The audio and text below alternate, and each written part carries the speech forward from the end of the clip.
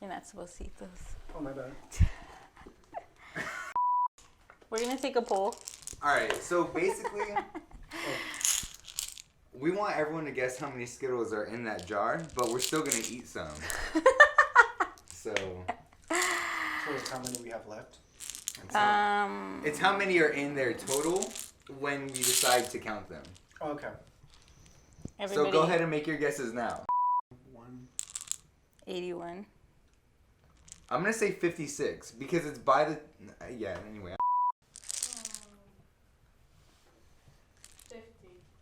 50. Oh, jeez. 106. Dang, girl. I say I'm 106. still sticking with 74. All right. That's fair. Okay. So now that we got that out of the way. Hi, we're here for Purpose Not Profit. My name is Andy, I'm Robert. I'm Dion.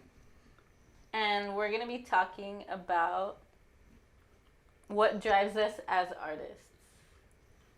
So Yeah, Dion, yeah, we should probably ask you first because let's ask Dion first. All right. Well, I'm Dion. So I play in a band with my wife called the Moras. We're out there in the internet world for anybody who wants to find us. And the question is, what drives us? To be honest, I haven't really seen myself doing anything else for a long time, ever since I was really young. So, man, that's a deep question. Yeah, man. That's a heavy I question. mean, kind of to add to that, I've never seen myself having like a regular job either. You know what I mean? Like, is that what you mean by that? Like, yeah. you don't really see yourself doing anything else, right? Nothing else really ever made sense to me. I've done lots of other things. I've Yeah. worked lots of different kinds of jobs. I've always been willing to work and willing to do whatever I need just to take care of responsibilities and all that stuff. But as a vocation, you can say, or even calling, nothing else ever really ever felt fit so well. So, what do you feel like if you're actually pursuing your calling? What do you feel like kind of keeps you doing it when it gets discouraging? Well, discouragement happens a lot. It happens a lot. I think, especially when you don't actually do it, because you know what I mean. Yeah, that's true, man. I think it's taken me a lot of energy to just really decide that I wanted to.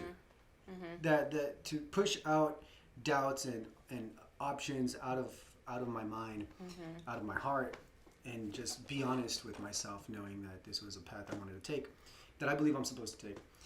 So it really comes from that. It comes from me believing that I'm supposed to do this.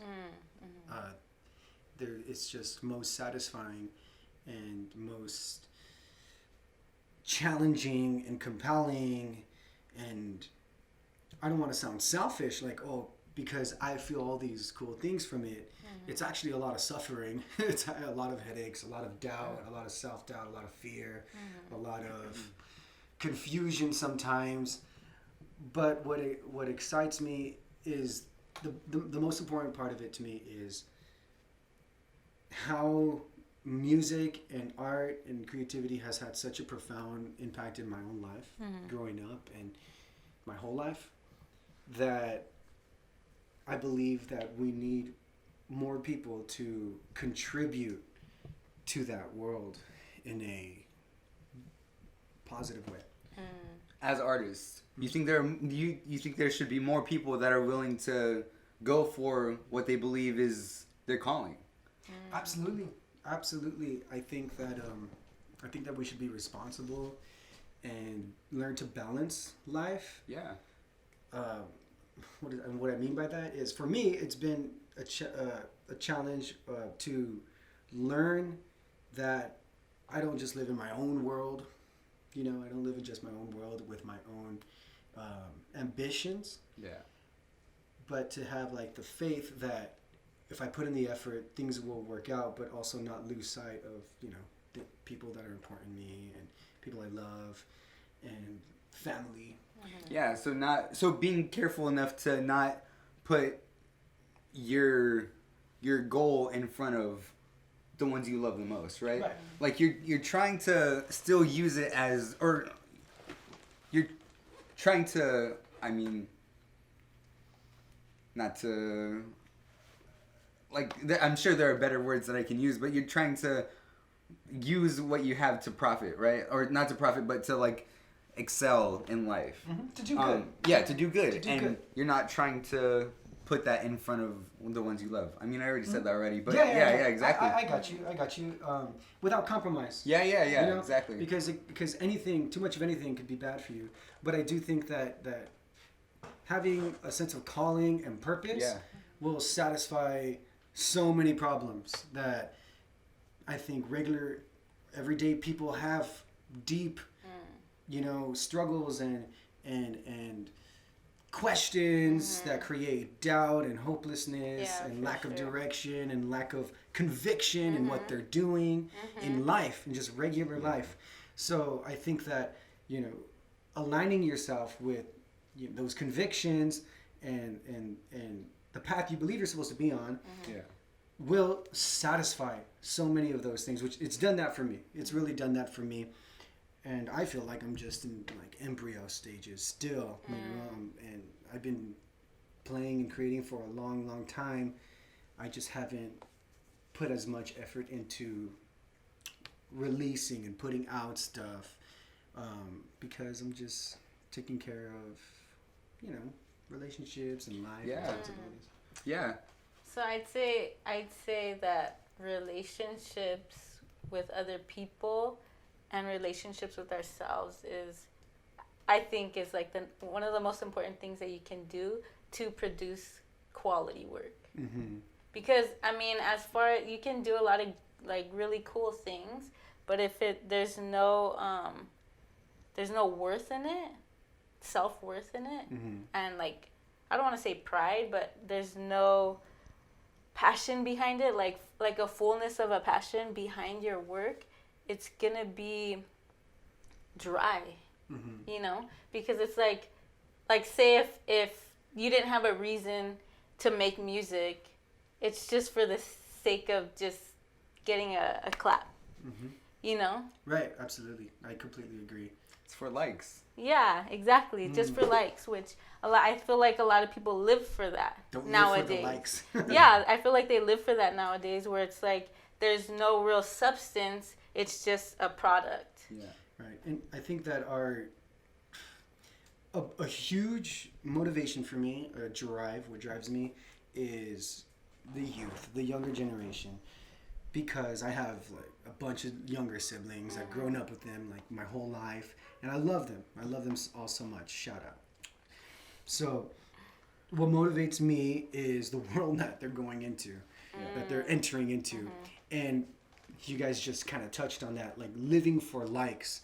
This internet, that we have windows into everybody's lives and everybody's business. Yeah, and we all know that everyone has a window to us, right? And so people are exposing themselves and making themselves, just opening themselves up, and it can. If the young people are anything like I was when I was their age, then that could really, really put you through a lot, I think. And so it's kind of it can consume you. I think that if you live for the likes and you don't have a sense of self and who you are, then you are going to bend to expectations and create for likes and do things for like without maybe even knowing it, because I think that everybody kind of has a little bit of that, where we do things that we feel we're expected to do because of acceptance or approval. Yeah, I feel like in that same way, like we become disconnected as human beings, like we forget to call, we just shoot a text. Yeah. And it becomes so impersonal to say like simple things, like, I mean, not simple things, but to say things like I love you in a text. Ooh. Yeah. It's kind of impersonal. Yeah. come see me, come call me, you know? I don't feel it, you know?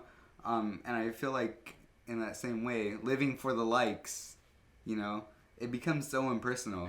You don't know, like, there are plenty of people on Instagram that I don't know that like my photos all the time, you know? And it gets so weird and creepy. Or people just scroll and then they scroll, Yeah. scroll, you know what I mean? And that's just so, like, makes... I mean, honestly, yeah, there's going to be people like that regardless. But if that's just what you're living for, then there's no real satisfaction, Oh, yeah. I think. Like, because then it's just, like, you can do that in anything. Like, there's no... nothing that you live for except just... whatever. Likes. Yeah, likes. Yeah. But like in reality, like despite being on like social media, in reality, what are you living for? Because nobody's gonna walk up to you and double tap you. You know what I mean? You're just gonna be sitting there and just like everybody probably likes me. Yeah. You know, like Exactly. it's just like, what's the point? What's the point? I don't want to say what's the point of living because that sounds dark. Yeah. But I think for our generation, maybe just our generation, because it seems like older generations were kind of just hustling and going for like job after job, Yeah. whatever.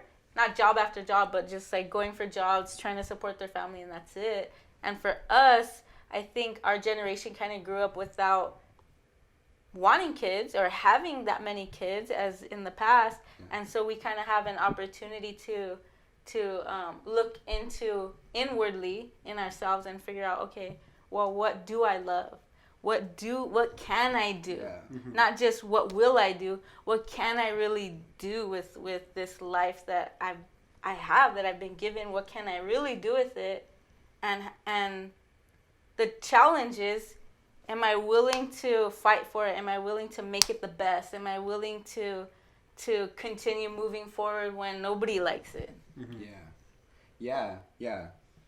I wish I had more to say after that. I mean, you really said it all. Like, I mean, what are we living for if we're not doing what we're here to do? And I think that's not always so romantic too, the idea of having a purpose or a calling, because I think it's a lot of practical things too. I think, like, yes, I believe I'm supposed to be creating, and I believe that I'm who I am on purpose. It's not a mistake, it's not an accident, that I am the way I am on purpose. But to just devote myself to these things that I enjoy would be to like ignore all these things that exist and that I don't like and that I don't enjoy. Like That's true. I don't want to do my taxes. Let's say that, right? I've never liked math. I never liked numbers, but I'm gonna, you know. So because I have to, and so I might as well do it like well, and or just, you know, I heard stories about, you know, families who don't have opportunities like we do in other countries. You know, people who work crazy hours climbing a mountain every day just to get some materials so that they can take home and sell for less than $1, but just so that their kids have food on the table. That's crazy. Yeah. But just the idea. But that's you a know, reality. Yeah, Oh, yeah. But they're sacrificing for the ones that they love. They're, you know, maybe he didn't want to do that. Maybe he wanted to, I don't know, dance, you know, but he will sacrifice because he knows that he has to provide for his Yeah. family. Yeah. You know, so there's always this other side to life that I think that is just not so beautiful and not so desirable, but it can still be a calling, can still be part of the purpose. And I think if you put those things together and if you can keep that dream and persist through all that stuff in a way that inspires, then that I think that's awesome. Yeah. I really respect that and think that's cool. You know? Honestly, that is some people's dreams. You know, is to be able to provide the best for their family and to even have a family. Absolutely. Some people, what they want to be a mom. You know what I mean? And I think, like, like that's awesome. It's not just saying, creativity or creative outlets are the only dreams or desirable things, because some people, it's hard for them to be a mom. Some people aren't moms and they want to be moms, you know? Yes. And so it's just like what are just being regular people. Like, yeah, I know we're all creatives, we're all artists and stuff, but say we're just regular people that don't have these like intense feelings towards colors and sounds and stuff. What would we still be driven to do our dream? Like, say if your dream was to be like an ultimate what's it called? Fighter. No, not an ultimate fighter. I know. What's it called? Like somebody that works on cars. Like a mechanic. A Oh, mechanic, like like a a master mechanic? master mechanic. Yeah. Like, what if that was something that you had inside of you? Like, what would push you to really do that? Yeah, that's a good point. I mean, and that kind of speaks to like our parents' generation, like you were saying. You know, our parents were super. I don't know about your parents, but our parents were super young when they started having kids. My parents were like 19 and 17 or something like that. They were so young. I'm 21 years old. If I had a kid, they would not survive. You know? And that's not because I wouldn't try to survive or try to, you know, provide for them or whatever, but it's just that I don't see myself keeping the job that I have forever. And yeah, I'm sure I probably would make the sacrifices if I did have a kid, but I don't see myself making the amount of money that I'm making for the rest of my life. Like, sure, that's fine, whatever, but I mean, I'm looking to go further and like achieve my goals and, you know, try to achieve my dreams. And I don't know where I was going with that, but that's what that made me think of. It made me think of our parents' generation, how they kind of took whatever job they could get to provide for us. You know, that's really interesting. I think about that a lot. I think about my grandparents or older generations. My grandmother, I was just thinking about her yesterday. I've actually talked to her about her story and have heard the struggle she's come through. A lot more serious struggles than I've been through, maybe, right? And I could probably complain about a lot of stuff I've been through, like everybody can. But it was just, I often go back and think about them and think about things that they went through, the things they sacrificed, even all their mistakes and all that. But the point is that it brought me here, you know, it brought me here to have opportunity. And I often feel bad about, like, man, this opportunity and this time and this life that I'm living, like, what can I do with it? You know, I want to make the most out of it. And I think it's I think in a way you can't really escape your purpose, right? If you believe that everything has a purpose, which I do, then how can you really escape it? I think that on the inside you can either say yes or no. Yeah. Right? I think you can either say yes or no in your heart every day. And if you say yes, you know, purpose will work out. If you say no, you're going to miss. You're going to let go of things, you know. That's why there's bad things. You know? You know, families break apart, parents leave, you know, kids get addicted and some never come back. You know?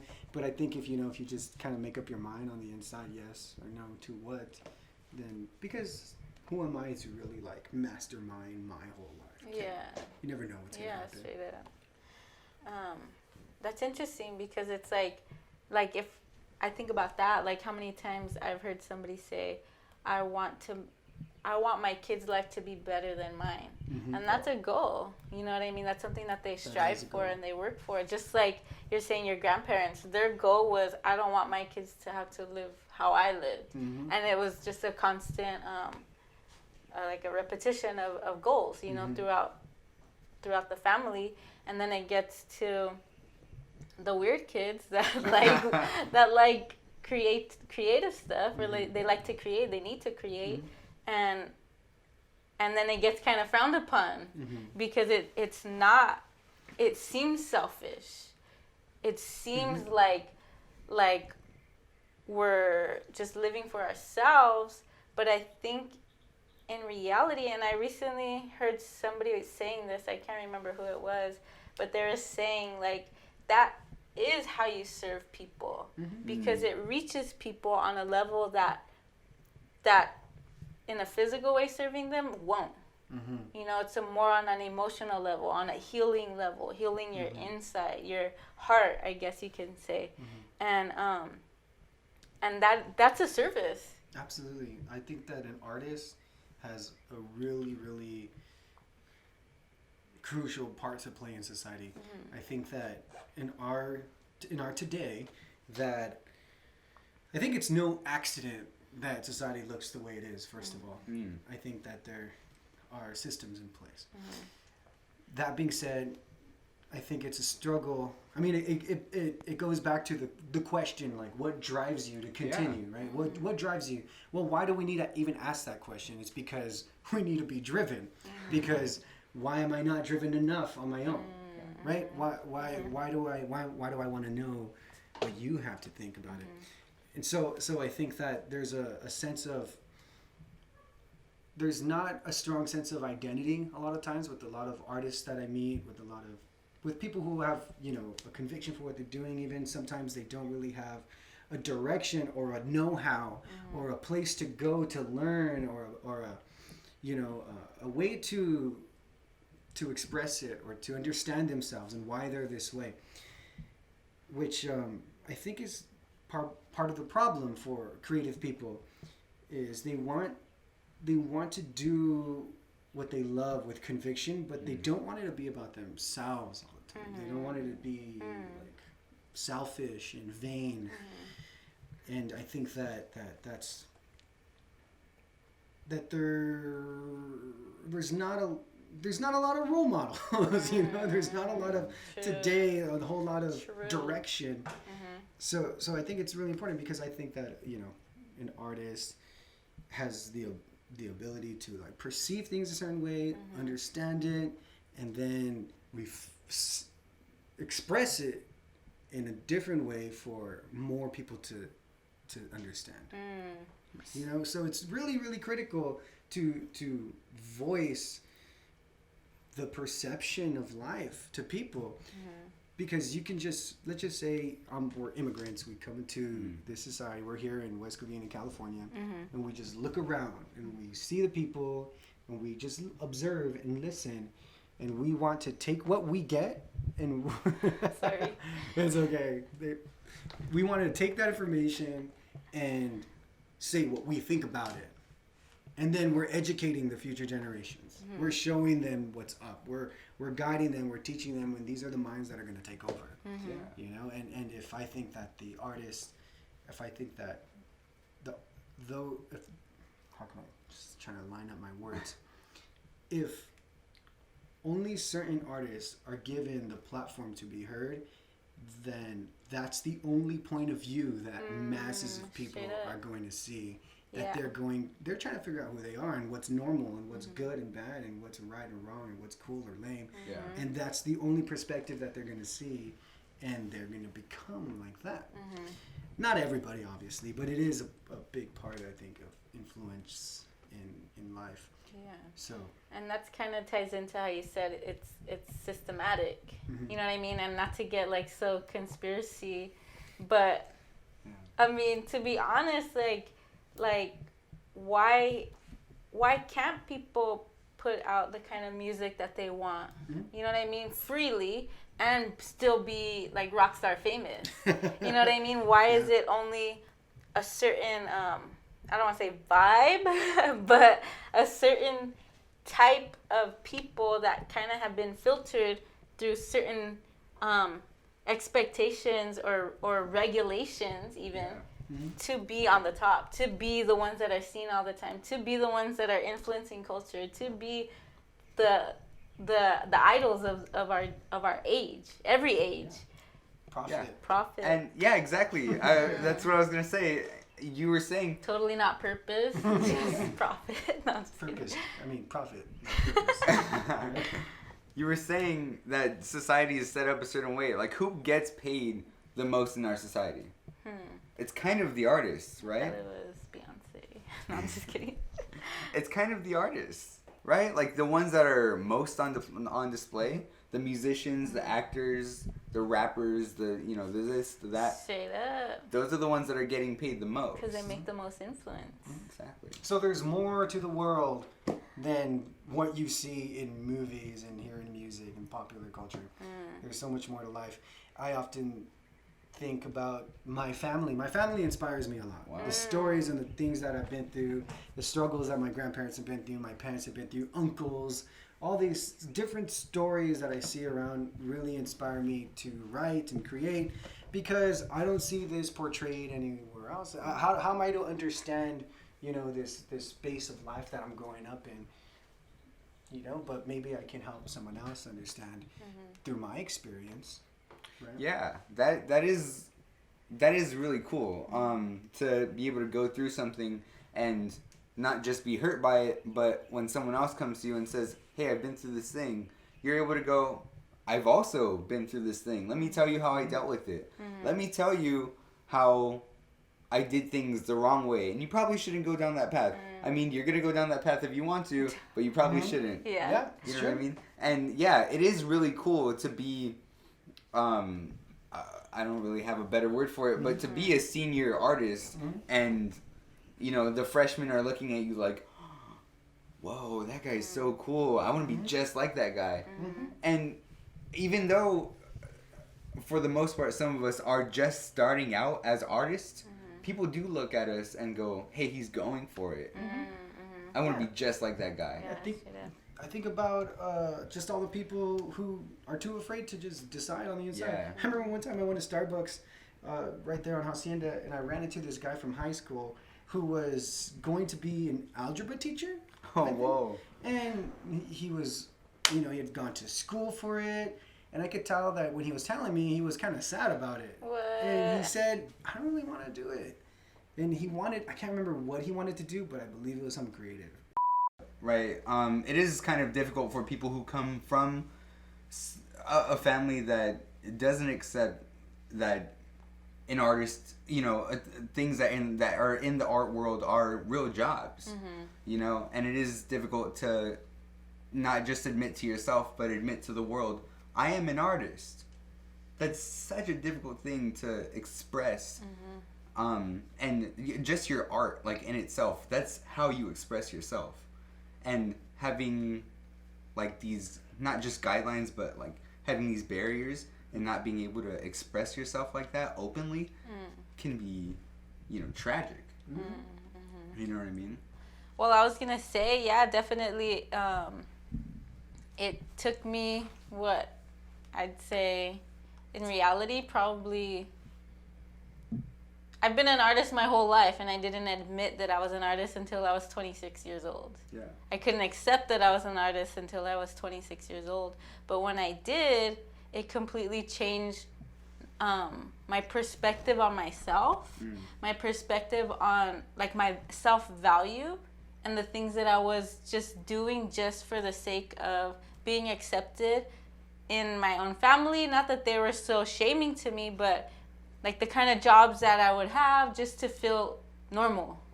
But being an artist, you're kind of not the norm. You have a different wiring in your brain. So when I accepted that and began to move forward, it was so refreshing. And personally, I would like to encourage all of us that are artists to just feel okay with that, to feel okay that we like certain things and we're not just like everybody else, and to not be afraid of what other people say, what they don't say, if they accept you or they don't accept you. That's not your validity. Your validity is getting everything that's inside of you out, so it's in real life, and other people will find you and it will transform their life too. It'll speak into their heart and probably change their life too. And that's all I gotta say. I would just say in closing that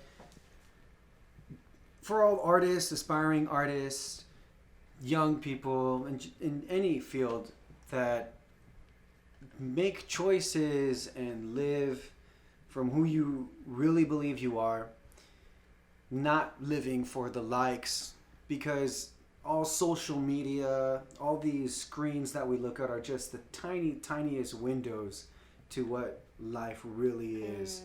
And really, real life comes from the love that you share with the people that love you back. The real life is making real choices and knowing why you're doing them on the inside, not for the little tiny windows that people are seeing you through. Those should just be the extra special things. So whether you're creating, writing, drawing, dancing, whatever it is, your life is a journey, and live it for real. Don't live it in a fake way for, superficial things. There's a Billy Joel lyric, I don't remember the song, but he says that surviving is noble enough. It's something like that. That when he was young, he used to have all these ideas, but now that he's older, he realized that just surviving is a noble thing. Whoa. So That's deep, man. yeah, it's cool. He's a great artist. He's still kicking, and he still rocks. He's like 70-something years old, and he rocks. So Thank you, Dion. Yeah, thanks you guys for sharing. That's pretty much all we got to say on this topic, and we hope that you can continue to watch our videos and stay connected with us, catch up with us. We're here, we're available through email, through YouTube. Leave a comment, talk to us. We'll talk back. Subscribe, yeah. But that's it. That's all we got. Thanks. See you in the next video. Bye. We all. Alright guys, if any of you wanted to take a guess of how many Skittles are in this jar, go ahead and write your guess in the comments below, and we'll let you know which one of you was the closest to the amount that is in here, the actual number that we literally just counted. So It's not what you think. it's literally not what you think. So now what you Alright, we'll see you guys soon. It's not what you think.